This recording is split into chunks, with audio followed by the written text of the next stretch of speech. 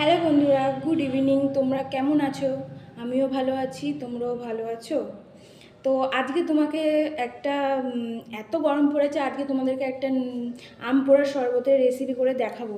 চলো সেটা স্টার্ট করি আর তোমরা দেখতে থাকো, সঙ্গে থাকো। আমটাকে পুড়িয়ে নিয়েছি, তারপরে জল দিয়ে ভালো করে এটাকে বের করে নিয়েছি পাল্পটাকে। তারপরে এবার চিনি দেবো।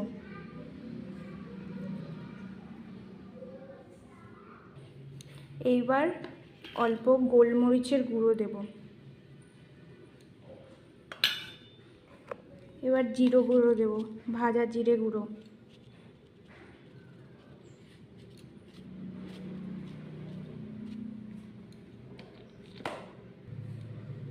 এরপরে স্বাদ মতন লবণ দেব।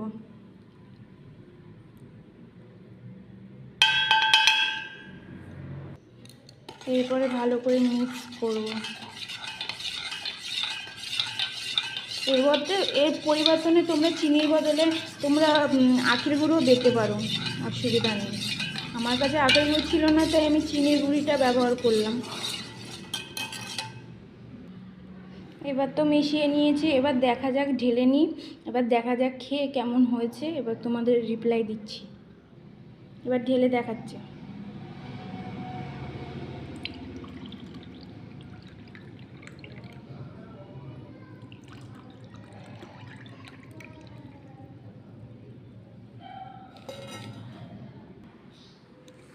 দেখো, এবার খেয়ে দেখছি কেমন হয়েছে।